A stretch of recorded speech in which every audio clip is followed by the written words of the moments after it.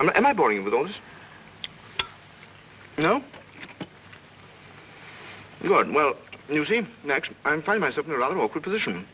You've only got to read this note to understand. It's from Rebecca. And what's more, she had the foresight to put a date on it.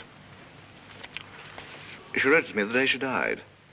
Incidentally, I was out on a party on that night, so I didn't get it until the next day. What makes you think that note would interest me? Oh, I'm not going to bother you with the contents now, but I can assure you that it is not the note of a woman who intends to drown herself that same night.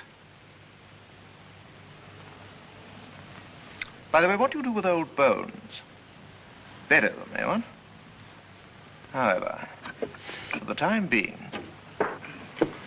You know, Max, I'm getting awfully fed up with my job as a motor car salesman.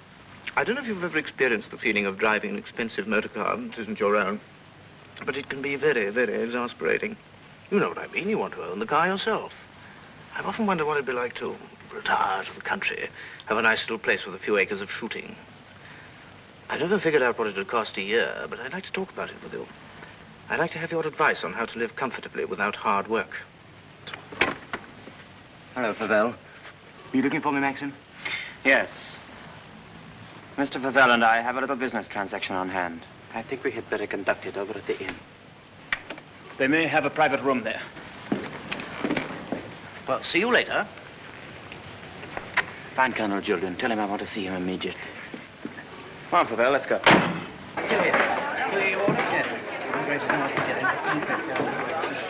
Have you a private room, please? Of course, sir. Through there, sir. Hope this will do, Mr. De Winter. Oh, splendid. Splendid. Exactly like the Ritz. Any orders, gents? Yes, you might bring me a large brandy and soda. How about you, Max? Have one on me. I feel I can afford to play host. Thanks, I don't mind if I do. Make it two, will you, like a good fellow? Very good, sir. Where's Mr. De Winter? Through the other door, sir. Colonel Julian, this is Mr. Favell. Oh, I know Colonel Julian. We're old friends, aren't we? Since you're old friends, I assume you also know he's head of the police here. I think he might be interested to hear your proposition. Go on, tell him all about it. I don't know what you mean. I merely said I hope to give up selling cars and retire into the country. Actually, he offered to withhold a vital piece of evidence from the inquest if I made it worth his while. I only want to see justice done, Colonel. Now, that boat builder's evidence suggested certain possible theories concerning Rebecca's death. One of them, of course, is suicide. Now, I have a little note here which I consider puts that possibility quite out of court. Read it, Colonel. Jack, darling, I've just seen the doctor and I'm going down to Mandalay right away. I shall be at the cottage all this evening and shall leave the door open for you. I have something terribly important to tell you. Rebecca.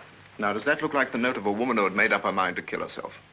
And apart from that, Colonel, do you mean to tell me that if you wanted to commit suicide, you'd go to all the trouble of putting out to sea in a boat and then take a hammer and chisel and laboriously knock holes through the bottom of it? Come, Colonel, as an officer of the law, don't you feel there are some slight grounds for suspicion? Of murder? What else? You've known Max a long time, so you know he's the old-fashioned type who'd die to defend his honor, or who'd kill for it. It's blackmail, pure and simple. Blackmail is not so pure, nor so simple. It can bring a lot of trouble to a great many people. And the blackmailer sometimes finds himself in jail at the end of it. Oh, I see. You're going to hold De Winter's hand through all this. Just because he's the big noise around here, and he's actually permitted you to dine with him. Be careful, Favell. You've brought an accusation of murder. Have you any witnesses? Oh, I do have a witness. Oh. It's that fellow Ben. That stupid coroner hadn't been as much of a snob as you are. He'd have seen that halfwit was hiding something. And why should Ben do that? Because we caught him once, Rebecca and I, peering at us through the cottage window. Rebecca threatened him with the asylum. That's why he was afraid to speak, but he was always hanging about. He must have seen this whole thing. It's ridiculous even listening to all this. You're like a little trades union, all of you, aren't you? And if my guess is right, Crawley, there's a bit of malice in your soul toward me, isn't there? Crawley didn't have much success with Rebecca, but he ought to have more luck this time. And the bride will be grateful for your fraternal arm, Crawley, in a week or so. Every time she faints, in fact. De Winter! Max and Winter! That temper of yours will do you in yet, Max. Oh, excuse me, gentlemen.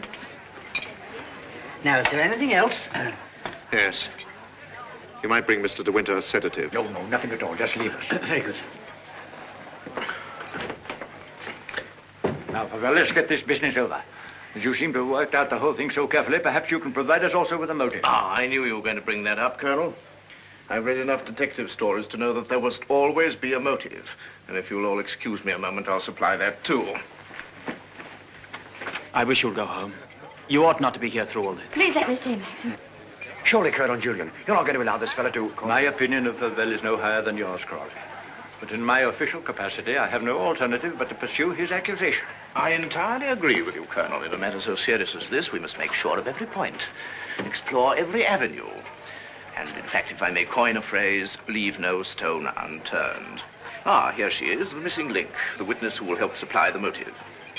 Colonel Julian, Mrs. Danvers, I believe you know everyone else. Won't you sit down? No offense, Colonel, but I think I'll put this to Danny. She'll understand it more easily. Danny, who was Rebecca's doctor? Mr. De Winter always had Dr. McLean from the village.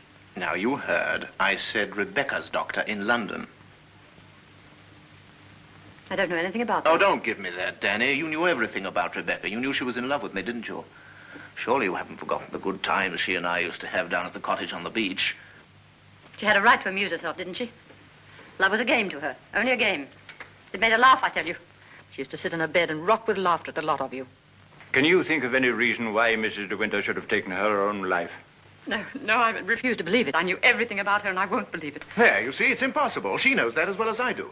Now, listen to me, Danny. We know that Rebecca went to a doctor in London on the last day of her life. Who was it? I don't know. Oh, I understand, Danny. You think we're asking you to reveal secrets of Rebecca's life. You're trying to defend her, but that's what I'm doing.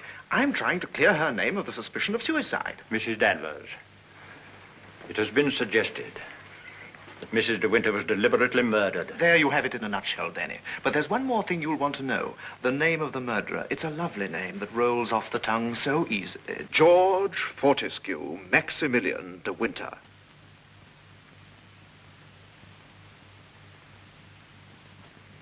It was a doctor. Mrs. De Winter sometimes went to him privately. She used to go to him even before she was married. We don't want reminiscences, Danny. What was his name?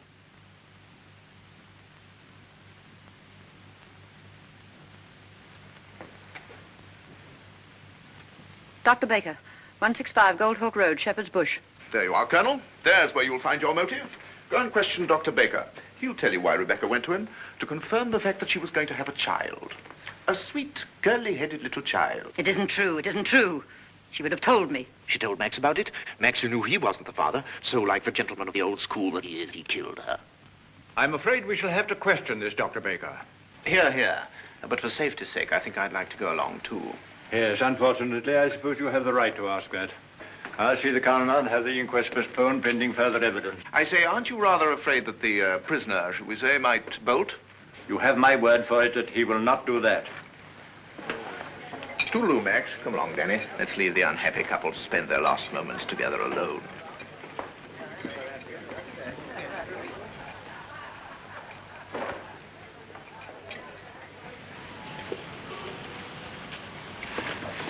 Are you sure you don't want me to go with you, Max?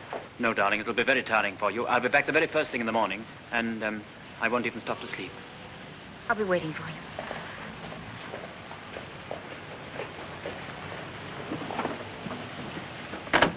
Ready, Maxim? Yes. You two go on ahead. I'll follow with Favell.